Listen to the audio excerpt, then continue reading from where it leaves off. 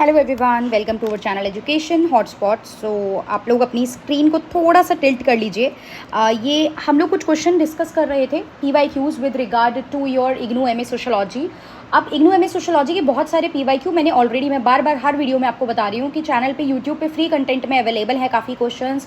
If not in free content, कुछ content paid classes में available है जो ऐप पे है, तो काफ़ी सारी चीज़ें ऑलरेडी कवर है। अब इसका कवर करवाने का पर्पज़ यही है कि आपको एक आइडिया लग जाए एक पैटर्न का कि किस तरीके से क्वेश्चन आ रहे हैं, क्या टॉपिक है जिनको हम कवर कर सकते हैं। बिकॉज पूरी बुक तो कोई भी स्टूडेंट अभी उतना ज़्यादा नहीं पढ़ पा रहा है।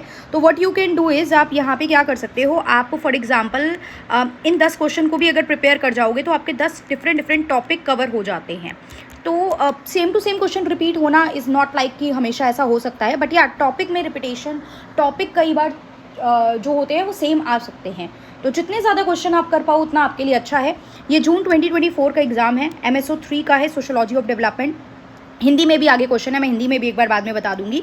अभी एक बार हम लोग इंग्लिश में देख लेते हैं कि मॉडर्नाइजेशन पैराडिग्म के डिक्लाइन के फैक्टर बताइए। अच्छा, पैटर्न वही है, आपके डिफरेंट सेक्शन है।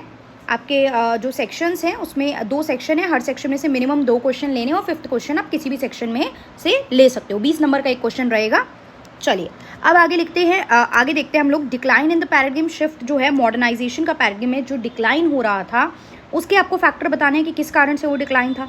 फिर ह्यूमन डेवलपमेंट अप्रोच डिटेल में बतानी है और उसको क्रिटिकली एग्जामिन करना है। जब हम क्रिटिकली की बात करते हैं तो क्रिटिकली मतलब होता है the limitation and the flaws in that approach. मानव विकास का जो सिद्धांत है उसकी आपको आलोचना करते हुए समझाना है। देन सस्टेनेबल डेवलपमेंट, सतत पोषणीय विकास के बारे में बात करना है एंड अगेन क्रिटिकली एग्जामिन करना है। व्हाट इज सस्टेनेबल डेवलपमेंट, इसकी अप्रोच क्या है, इसके ऑब्जेक्टिव क्या है, गोल्स क्या क्या है, ये सारी चीज़ें यहाँ पे आपको देखनी है और क्रिटिकली एग्जामिन करना है। Next, examine the constitutional guarantee for women development in India. Women development in India का मतलब आपको पता है, महिला का विकास। और हमारा संविधान, हमारा कॉन्स्टिट्यूशन उसके बारे में क्या कह रहा है, क्या गारंटी दे रहा है वो वुमेन डेवलपमेंट की, जिसमें आप इक्वालिटी, वुमेन को लेकर रिजर्वेशन की बात करेंगे। इस सब तरीके की सारी चीज़ें आप यहाँ पे मेंशन करेंगे। Then discuss the Marx idea on development. Development की बहुत सारी अप्रोचेज हैं, क्योंकि ये आप देख रहे हो सब्जेक्ट ही डेवलपमेंट को लेके है। तो जो कार्ल मार्क्स थे वो डेवलपमेंट के बारे में क्या कहते थे, राइट। अब ये पता है वो कैपिटलिज्म के अगेंस्ट थे, सोशलिज्म की बात करते थे। तो इसी को फ्रेम करते हुए आपको अपने आंसर को आगे लेके जाना है कि विकास को लेके उनके क्या सिद्धांत थे। Next is discuss the cultural dimension of globalisation.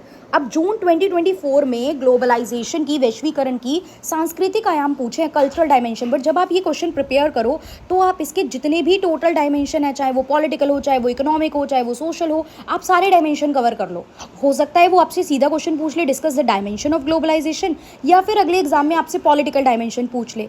तो इसलिए आप इसकी जब ये प्रिपेयर कर रहे हो तो मतलब सिर्फ ऐसा मत करो कि यही प्रिपेयर करो, इससे रिलेटेड जितनी चीज़ें हैं आप वो सारी प्रिपेयर कर लो। तो सारे डायमेंशन आप यहाँ पे कवर करोगे। Green peas movement very important, YouTube पे अवेलेबल है, इसको तो ज़रूर करके जाओ, सीधा क्वेश्चन आता है। पूरी यूनिट है ग्रीन पीस मूवमेंट के बारे में, ये क्यों इंपॉर्टेंट है ये बात करनी है। फिर पीपल साइंस मूवमेंट क्या है, इसकी एक्टिविटीज़ बताइए, अगेन ये भी यूट्यूब पे अवेलेबल है पूरा कंसेप्ट। अच्छा, 20 मार्क्स 500 वर्ड का लिखना है तो उस हिसाब से कंटेंट प्रिपेयर करना है। ऐसा नहीं कि आपने मीनिंग देख लिया, आप कुछ इसके हेडिंग पॉइंटर्स, अगर इस पर क्वेश्चन आ गया तो मैं क्या मीनिंग लिख के कैसे मैं उसको आगे प्रोसीड करूँगी, ये सब आपको देखना है। फिर explain the disclosure of the web based knowledge, knowledge economy, knowledge web based knowledge के बारे में, नॉलेज डिस्पर्सल किस तरीके से हो रहा है, ये सब आपको यहाँ पे करना है। And the large dams in India का इम्पैक्ट, डैम्स एंड डिस्प्लेसमेंट पूरी यूनिट है जो आपको कवर करना है कि डैम्स स्टैब्लिश हो रहे हैं, उनके क्या बेनिफिट है, डैम्स की वजह से लोगों को डिस्प्लेस करना पड़ रहा है। तो आर्ग्यूमेंट फेवर में भी होते हैं और आर्ग्यूमेंट अगेंस्ट भी होते हैं डैम के। अब ये क्वेश्चन आ रहा है तो इससे रिलेटेड अगले टर्म में हो सकता है दिसंबर सेशन में आपसे पूछ ले, मेंशन द आर्ग्यूमेंट इन और अगेंस्ट, इन फेवर और अगेंस्ट द डैम्स की वजह से जो डिस्प्लेसमेंट होता है वो नेगेटिव में भी जा सकती है चीज़ें। तो फायदे और नुकसान एक तरीके से आपको बताने हैं।